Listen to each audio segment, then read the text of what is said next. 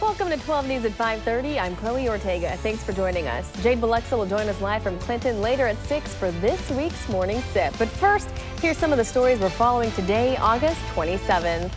We are tracking the tropics this morning on 12 News with Ida set to rapidly strengthen before battering the Gulf Coast. We'll let you know how the storm could affect your weekend plans. Plus, the U.S. Supreme Court reversing a major decision from the CDC. Why they say the health organization overstepped their bounds. And Mississippi nurses talk about the challenges they face day in and day out. Hear from one who says sometimes all you can do is cry. Those stories and more coming up, but first let's have a check of your forecast. Jacob, you were tracking Ida. Yeah, that is right. This morning we just got another update from the National Hurricane Center. Winds are... Thanks, Jacob. And as you can see, we are tracking the tropics this morning on 12 News. All three Mississippi Gulf Coast counties are under a hurricane watch. And like Jacob said, Ida is developing quickly and could become a major hurricane. 12 News' Leah Williams is live at MEMA's headquarters in Pearl with why you need to be proactive instead of reactive. Leah. Chloe, Tropical Storm Ida. It's no secret that extreme weather can cause anxiety, especially now during the pandemic. But if you feel yourself feeling anxious about severe storms, you're not alone. Experts say you can't control the weather, but you can control how it affects you. So it's important to be prepared, but also remember to take care of yourself. It's okay to feel anxious right now. It's normal to feel anxious right now. So don't think that something's wrong with you just because you're anxious. Be informed, but balance that with taking care of yourself and taking care of the people that you love. Right now, we're expecting Ida to make landfall in Louisiana Sunday or Monday. So stay tuned to 12 News throughout the weekend for the latest on severe weather. MBI has issued a silver alert for a missing Lamar County man. 63-year-old Russ Martin of Sumrall was last seen Thursday morning in Lamar County. He was wearing a tan shirt with khaki pants and a camouflage baseball cap. If you have any information, please call the Lamar County Sheriff's Office. 2 people are dead, including a 6-year-old child, and another man is injured after a shooting in Canton last night. Canton Police Chief Otha Brown says 42-year-old Tracy Wilder was helping 19-year-old Octavius Carter change the oil in his car on Canal Street. That's when 2 men walked up and started shooting. Wilder died on the scene. Carter was hit in the wrist but is expected to be okay. Chief Brown says one of the bullets traveled half a block down the street and hit a 6-year-old in the head at the Marathon gas station. The child died a few hours later. Police say this white Dodge Charger was seen speeding away from the scene. If you recognize the car or have any information on the shooting, please call the Canton Police Department. A Mississippi National Guard member died while taking an Army combat fitness test in Hattiesburg. Staff Sergeant Robert Bellew was attending the Maneuver Senior Leaders course at Camp Shelby when he experienced a medical emergency. The 44-year-old was taken by ambulance to Forest General Hospital but passed away before arriving. Bellew served 24 years. The U.S. Supreme Court is officially allowing evictions to resume across the country. The court ruled late Thursday the CDC exceeded its authority by extending the nationwide moratorium on evictions after it expired earlier this month. The High Court called it a breathtaking and unprecedented use of power by a federal agency, saying such a decision is up to Congress. The court's 6 conservative judges backed the ruling. The 3 liberal judges did not. Now we turn to the coronavirus, with the Delta variant hitting Mississippi schools hard. Today, the state's colleges will hold an emergency meeting to discuss the pandemic.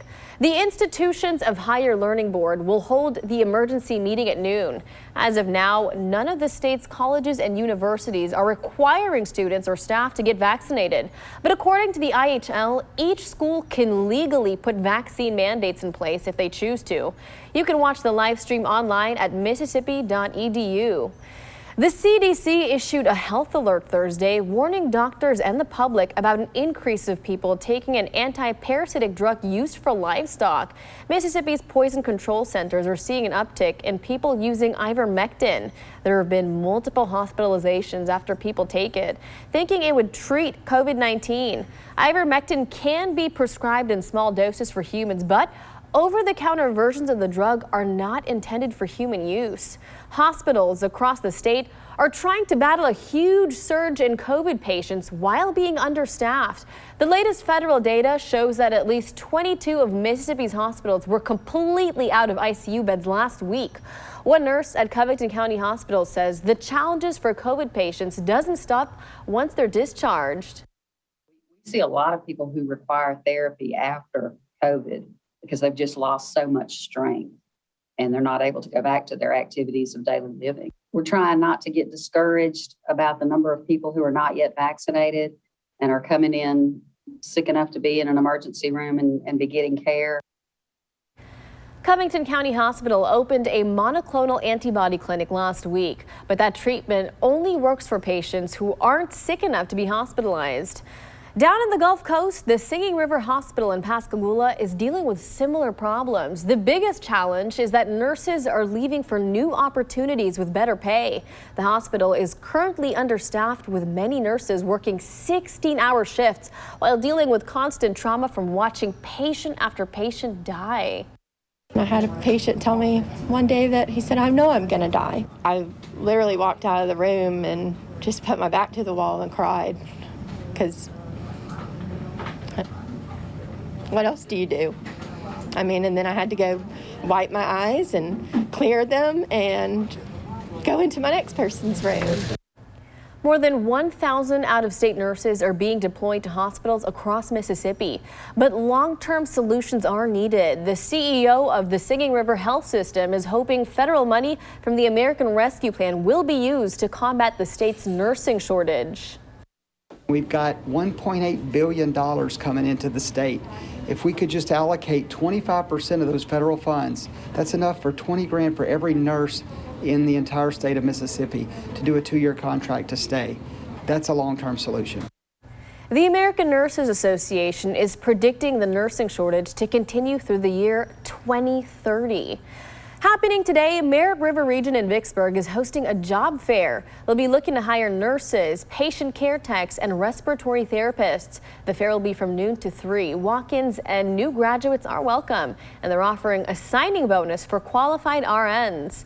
Also happening today, workers at UMMC can receive puppy therapy. The Capaya Animal Shelter will bring puppies to UMMC to give a little relief to the frontline workers there. That's happening from 10 a.m. until noon. Wow, puppy therapy sounds amazing. I'm sure those nurses are so excited.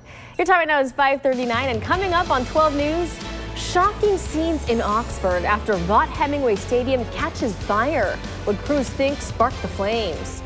And coming up at 6, we're live from Clinton. Jade will join us live from the Red Brick Roads Festival.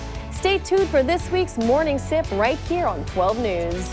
And temperatures this morning as you head out the door in Brandon, 75 degrees, mostly sunshine for today. Going to be another hot one, but I'm tracking rain chances increasing as Ida moves in. Coming up next. Welcome back. Your time is 5:48. Happening today, a father and son from Yazoo County will be sentenced after being found guilty of committing hate crimes.